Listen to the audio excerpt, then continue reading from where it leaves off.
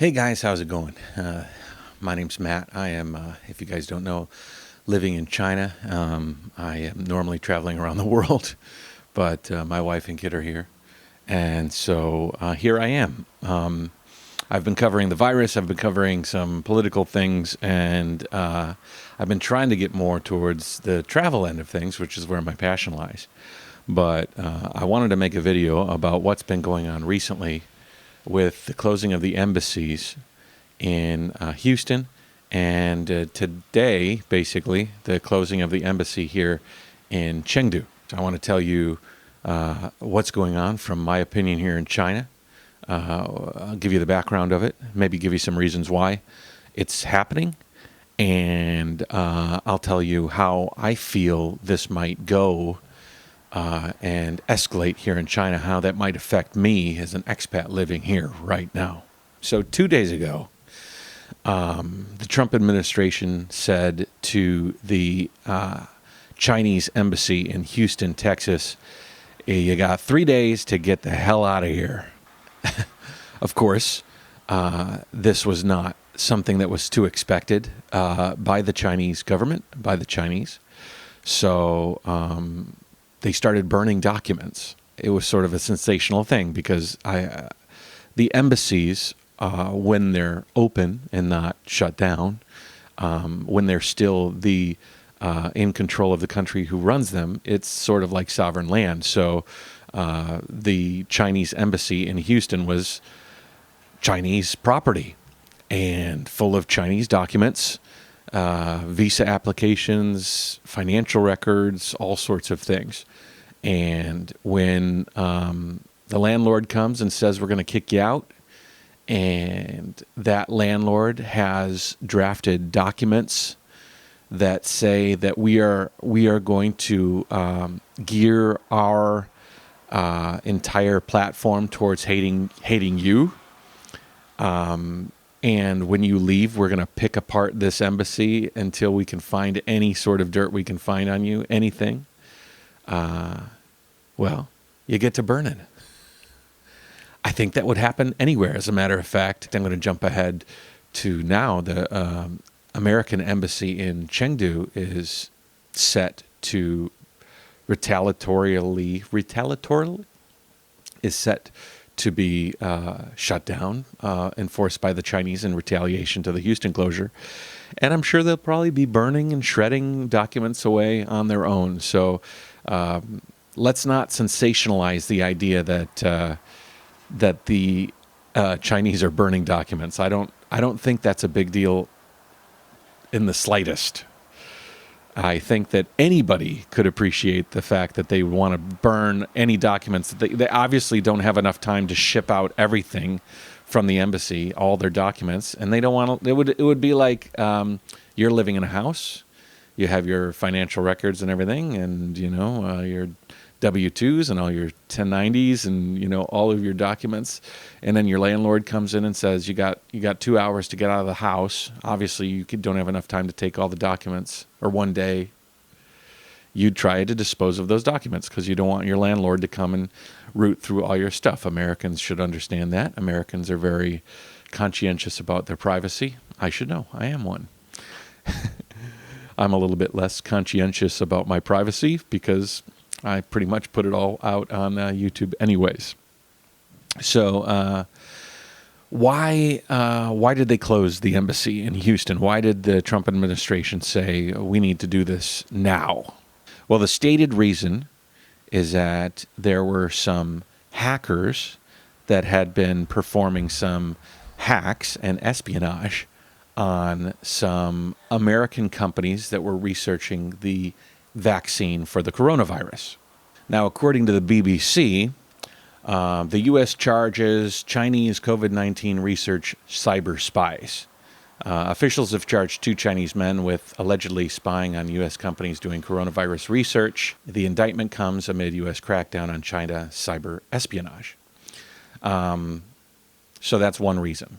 It's worth noting, though, that the UK, US, and Canada the week before this accused Russia of seeking to steal research related to COVID-19. There was a few people that I talked to that also said that there was some retaliation for a delay of U.S. diplomats, American diplomats, to China. Because during the original outbreak in China, all the American diplomats were evacuated, and they were allowed to come back to the United States. And now that the United States is blowing up with virus, they want to restaff the embassies and institutions in China that are run by the Americans. And China is saying, we want everybody tested, we want everybody quarantined, and we want everybody to follow our rules for foreigners coming into the country, especially from America. I got to say, honestly, if I am China and Americans want to come back, I came back to China from America just as America was starting to flare up. And when I came back, I got to stay in a quarantine hotel for 15 days. I had to get swab tested a few times. And I was separated from my wife and daughter. We were in different hotel rooms. And that was the price we paid by coming from a country that was kind of blowing up and flaring up with the virus, coming to a country that was working extremely hard to control the virus that had killed so many people in Wuhan, but had gotten really under control. So I kind of had to say, I'm coming back to China, so I need to allow myself to go through the procedures that they set forward. So there's also the Hong Kong situation, and America has a side in that, and it's different from the side of Beijing, and so they're kind of putting themselves forcefully into that situation as well. Now, let me go through some of these. First off, the hackers. There is hacking going on, I'm sure, by all parties. This virus is really setting things to sort of Wild West standards. And they have like 2 or 3 hackers that they have from China, but they also have a bunch of Russian hackers who have apparently been stealing data from American companies about this vaccine research. I don't support hacking. I think that these, obviously, if somebody is doing espionage towards another country and it's caught, it needs to be dealt with. I just find it interesting that we are closing the embassy in Huston, but nobody seems to be paying attention to Russia. It seems like nobody ever in this administration pays attention to Russia, and China is getting all the flack. I mean, I don't know if you guys recall this, but wasn't more than a month ago that the news came out that Russians were potentially paying bounties to the Taliban for the heads of the opposition, part of which were American soldiers. And we haven't heard the administration really voice much opinion towards that. And if they are stealing virus data, I would hope that there would be an equal retaliatory measure to the Russians as it would be to the Chinese. If you're just being fair, then I guess that would be something that would be fair, right? You shut down the embassy in Houston, then you do something equally penalizing to the Russians. But apparently the Russians always get a free pass. So that's that. What I think is a driving motivation for this, my speculation, is that Donald Trump has a election coming up in November, and he's got to act strong.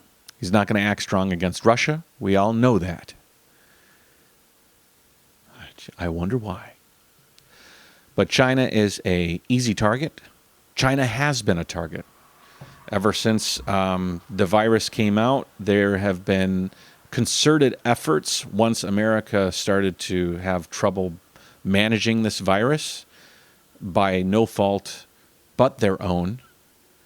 The GOP, for those of you that don't know, the GOP is the Republican side of the parties in America they drafted a memo and sent it out to everybody that said that anti-Chinese rhetoric was going to be the method by which they distracted the citizenry away from their own misgivings and branded China as the useful enemy. And I think that as we get closer to November, things are going to get worse. They're going to pull whatever they have out of the woodwork and start hitting China hard. Get ready for it. It's going to be nonstop.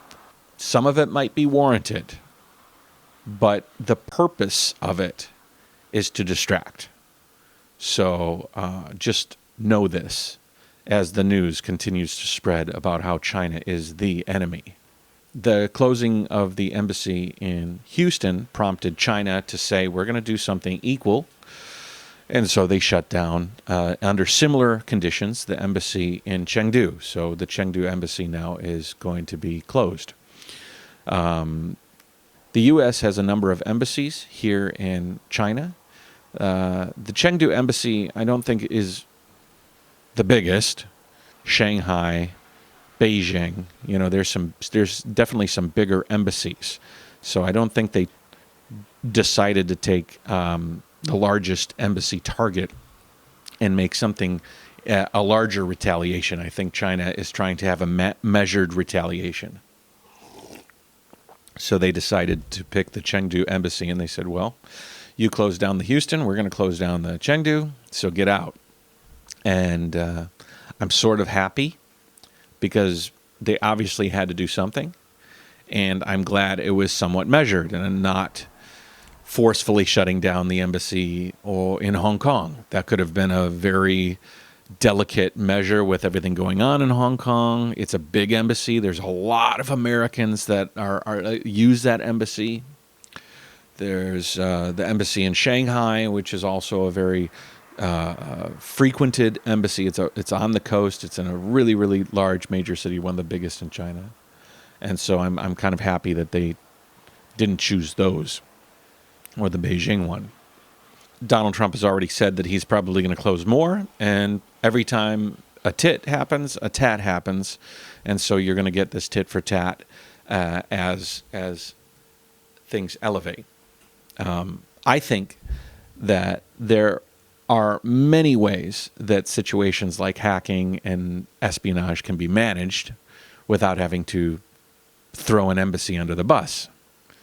I think these things are theatrical. I think they're meant to rile people up.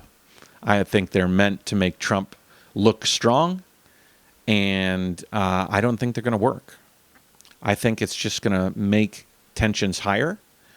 And it'll put goods costs higher. It's going to create problems for commerce. And when Americans, a lot of them have been out of jobs, they're hurting financially. I don't think it's a great time to put pressure on the person that you buy most of your goods from. And especially now, I think that diplomacy would be a much better option, but the Trump administration does not pride itself on diplomacy. So, yeah. America is set up uniquely, as in the administration pretty much does a flip every 4 years, 4 or 8 years, as the new president comes in. He has a new mandate. He changes things all around. And so you can go from somebody like Obama to Trump, which is like going from, yin to yang. It's very, very drastic change.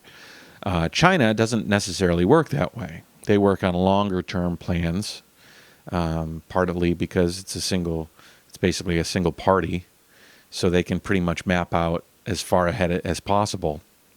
And they tend not to make real reactionary moves without thinking them through. And I think they know that in November there's an election coming up, and they don't want to do anything too escalatory before the election, because it might be that there's a shift in leadership in America, and And maybe they can deal with Biden in a way that they couldn't deal with Trump, in some more of a diplomatic way. And I hope that China stays measured as America is lobbing all of these threats and anger towards China. I will also, like, I'm an American and I live in China, so I have my feet in both worlds.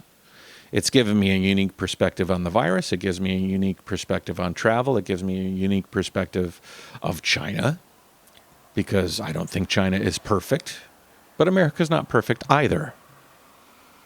And so, you know, I look at this situation with the closing of the embassy in Houston, and I can see from the distance that it's just smoke and mirrors. It's intended to get people angry and get to people to forget what a horrible job Trump is doing with the virus and how many people are dying. I mean, my countrymen are dying. It's frustrating for me to sit here and open my news and see the numbers every day. It's terrifying. And it saddens me.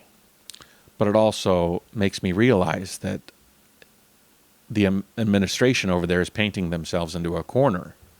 They can't polish the turd that they created with this coronavirus situation. So it's very easy for America to create an enemy. Enemies are easy. They're very good at making them.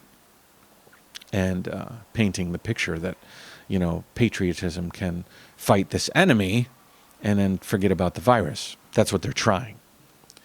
Let's not forget that if there's 2 hackers or 3 hackers that have been trying to take data for virus research or vaccine research,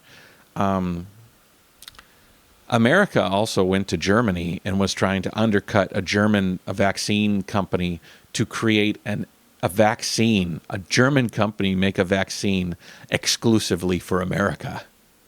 That happened. That's on the news. That was proven.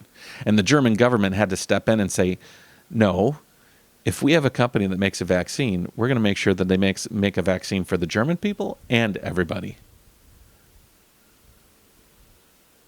China was shipping out personal protective equipment to different countries around the world. And America, in their dire straits, were trying to intercept those shipments and then sort of take them and send them to America. And even in America, companies were receiving personal protective equipment that they ordered from China. China was making the stuff for them. They paid for it. And as it arrived to China, it was being confiscated by the federal government, by the administration, for their own ends. So let's not try and say that there's one person that's completely justified and the other is the criminal. There's criminality on all sides. There's people doing shady things on all sides. That's all I'm saying. So what do I think is going to happen now? Well, I've lived in China for 10 years. I live in a city called Ningbo. 8 million plus people live here. I live on the outskirts of the city. In this area, I haven't seen any anti-American sentiment. Everybody here knows me. I'm very outgoing in my community, and I tend to wear a smile everywhere I go, so I don't act suspicious. I have seen children fear me more than normal. I'm kind of a big guy here, and I'm bald, and I look different than Chinese. And I take my daughter to school, and there's a couple of kids there that give me the weird eye, and I don't think it's from their parents necessarily. I know this girl's parents, but I do think that kids are like sponges, and I think that probably around the dinner conversation there's a lot of virus in America talk. There's a lot of like worried about sick people coming here from America talk, and now there's going to be a lot of Americans hate Chinese talk. They hate China. China is the enemy, and we need to fight them. And as that grows, I think that there will be some anger directed towards me. I don't know when and where and how, but I have made myself aware of it. I talked to my wife. I said, if this does escalate to an extraordinary measure, especially as we get close to November, once he's out of office, he'll be exposed to an extreme amount of fraudulent activity that he can be charged with, that has been researched over the course of his presidency. As an American president, he can't necessarily be charged with these crimes. But once he's not the American president anymore, he's free to the wolves. So he's desperate. And a desperate man does desperate things. And even when he's not so desperate, he does some desperate things. So I cannot imagine what he might do when confronted with the doom of losing his presidency to Biden. Biden is the person he's running against. I'm not a big fan of Biden either. But I think Biden is definitely somebody that would do a better job than Donald Trump, bar none. Biden would trust his scientists. Just that alone would have saved 100,000 lives. Anyways, I think Donald Trump is going to retaliate more and more as he gets closer to his back against that wall. I don't know what that is. I don't know if that's moving ships between Taiwan and the mainland. I don't know if that's pulling some sort of a crazy thing in Hong Kong. I don't know if that's kicking out all the embassy staffs and all the embassies in America, and China having to do something similar. But I can see a few different paths to where my life will be affected. It hasn't been affected yet, but I can see the potential for that. I hope it doesn't get to that point, but it's good to think about it. I've had a few people asking me, what do you think about this? What are you going to do if the proverbial shit does hit the fan? Well, my trike is in Kuala Lumpur. Right now, I think they are accepting some flights under some stringent rules to Kuala Lumpur. So I think I could probably leave and get to Malaysia if I really needed to. Once I'm in Malaysia, I don't know if I'll have the freedom to cycle around and continue my cycling tour, but at least that could be a stepping stone. Maybe I could get to Europe with my trike and cycle around Europe. Ideally, I would love to get to Australia, but Australia is still quite locked down from the virus. We live in a strange time, so options are really, really tight. I just read a story of a guy who got in a fight in China, and so his degree was removed. He was going to school, so he was like expelled from his school. He was an American in China, and he was pretty much lost. He was like in Terminal, you know, the movie Terminal with Tom Hanks, where he's stuck in the terminal. He has his country was under civil war and lost its, it was basically not a country anymore, and so he was stuck in this airport with no country. I have a feeling it's kind of like the Terminal storyline, only, I don't know if I'd really want to go back to the United States. The United States is full of coronavirus, and if I go to the United States, I don't know if I'll be able to go anywhere else. I want to make another episode about this. I am extremely worried about fall in America. I was listening to a podcast. I'm going to make another episode soon about a podcast I listened to about, it was a Radio Lab podcast, and it was talking about the virus, the flu, Spanish flu that came out around World War I. And although we have a lot more technical prowess, there's the same potential for a resurgence of this virus in the fall that could eclipse anything that we've seen so far. So going back to America, for me, I would rather not. I'd rather continue my cycling tour, but I don't know if that's possible either. A bunch of my friends are a little bit nervous, especially with the embassy closing. So there is a lot of like, what do we do going around? And so we're all kind of formulating our own game plans. But I'm not worried as of yet. The puzzle pieces have to move in a few different ways in order for it to get really bad. But I think I'm pretty safe here. The virus has not been in Ningbo for over a couple of months. Not even one case. It's quite free. I'm planning to go to Chongqing in a few days, and spend a week in Chongqing. Quite interesting week. And so I am excited about moving around China and doing some traveling and whatnot, but I am also aware of the potential for this thing to get out of hand, and I'm watching it quite closely. So that's my take on it. That's where I stand right now. If you have any questions, let me know. I try to give it to you straight. I'm not crazy pro-China. I'm not crazy pro-America, but I try to give a balanced opinion based on where I've been. I've lived in China for a while. I've lived in America my entire youth until 30. So I have a pretty good understanding of both worlds, I think, from my perspective, and that's my perspective. So everybody be safe out there. JaYoe, and I'll talk to you in the next one. If you like this, please subscribe, share. And speak in the comment section. I'm interested to hear what other people think. Are you in China as an expat?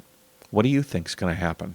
Do you think China is going to be able to hold on to this situation and not let it get out of hand?